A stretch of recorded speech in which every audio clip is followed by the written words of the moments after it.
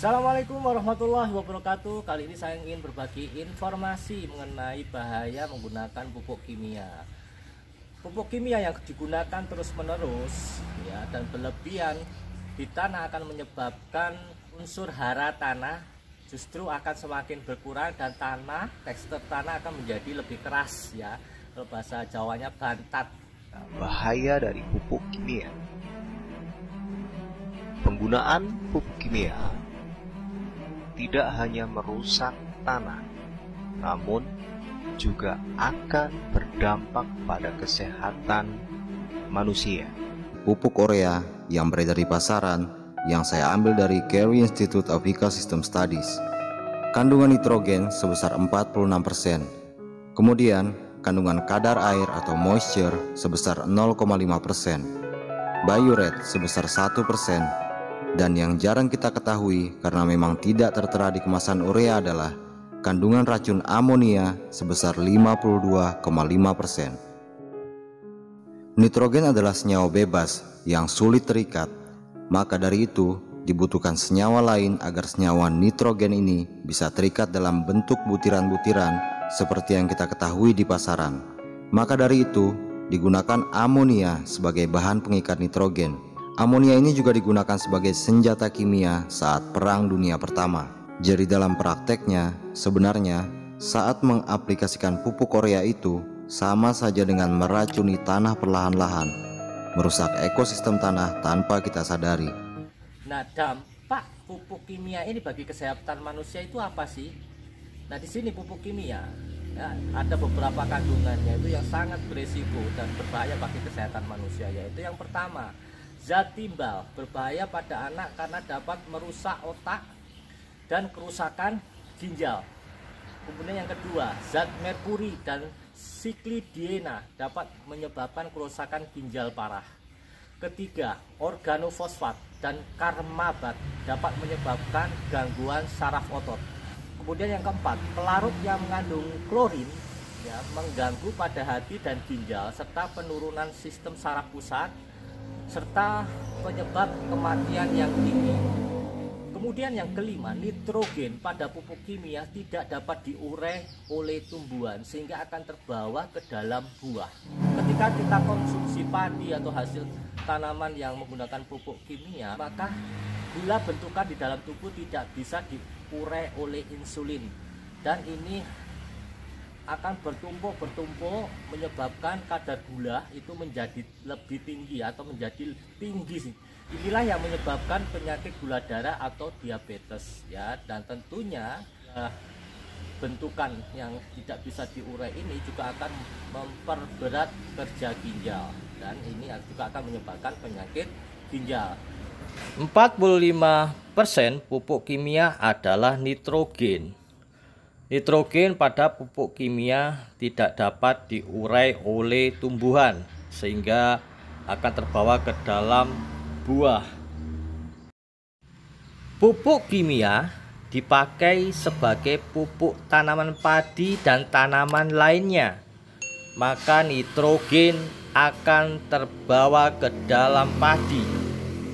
Padi kemudian kita keringkan dan kita giling menjadi beras dan kita masak sebagai nasi. Nitrogen tadi terbawa hingga ke dalam nasi. Kemudian kita makan nasi dengan pupuk kimia, kita makan kemudian dicerna akan diubah menjadi gula bentukan di dalam darah. Nah, gula bentukan ini tidak mampu diurai oleh insulin dan terus-menerus akan menumpuk di dalam darah. Penumpukan gula bentukan lama-kelamaan akan membuat darah semakin mempunyai kadar gula yang tinggi. Disitulah pupuk kimia akan memicu penyakit diabetes.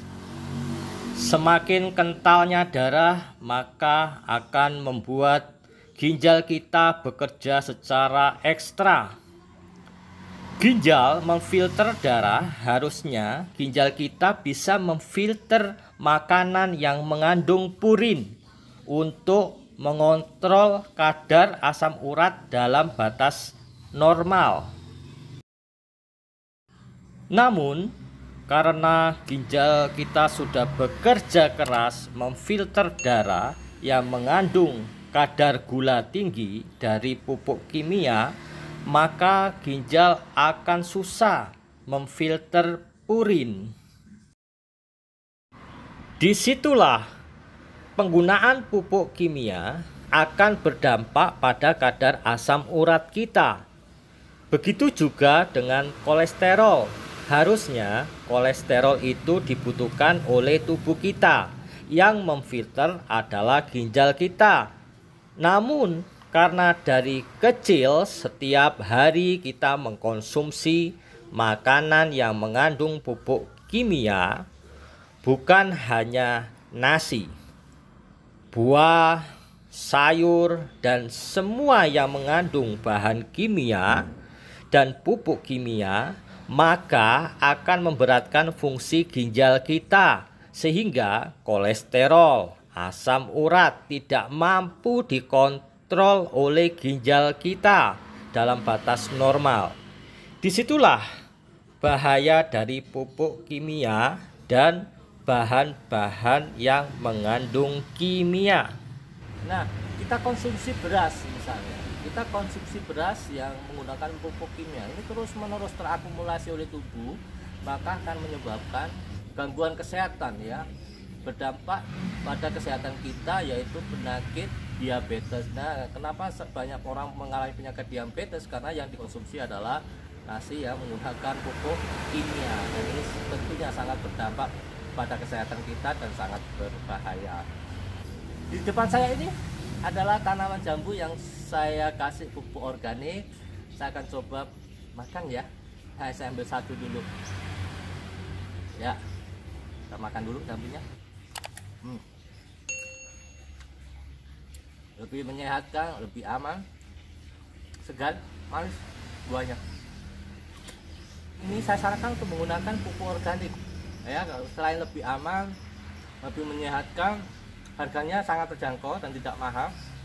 Justru pupuk organik ini membuat petani lebih menghemat biaya produksi ya. Apalagi dengan adanya sekarang kelangkaan pupuk kimia dan mahalnya harga pupuk kimia, ini menjadi solusi yang sangat baik buat petani. Oke, semoga informasi ini bermanfaat. Wassalamualaikum warahmatullahi wabarakatuh. Salam pecel, salam petani cerdas luar biasa.